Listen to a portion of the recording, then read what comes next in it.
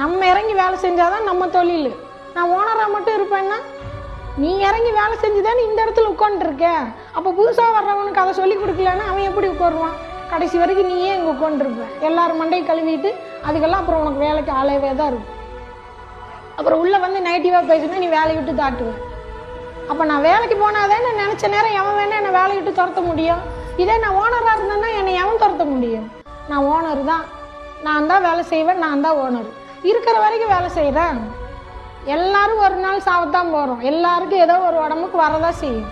ஒன்றுமே செய்யாமல் இருந்து போகிறதுக்கு நான் எதையும் பண்ணி முயற்சி பண்ணி போயிட்டு போகிறேன் இல்லையா? இங்கே நானே வேலை செய்யணும்னு சொல்லலை, எல்லாரும் செய்யுங்க.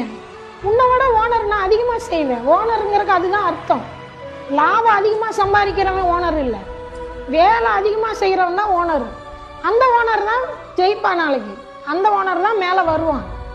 இங்கே வேலை அதிகமாக வாங்கிட்டு காசு மட்டும் வைக்கணும்னு நினைக்கிறவன் தொழில் வளராது இல்லையா? எப்பவும் அந்த மைண்ட் செட்டில் இருக்காதீங்க. ஒரு வேலை பழகுறோன்னே காசு கொட்டணும். அதில் நம்ம இறங்கி வேலை செய்யணும். நம்ம இறங்கி வேலை செய்கிற தொழில் தான் வளரும். எப்பவும் ஆளை எதிர்பார்த்துட்டு இருந்தீங்கன்னா வளர முடியாது. இதுதான் உண்மை.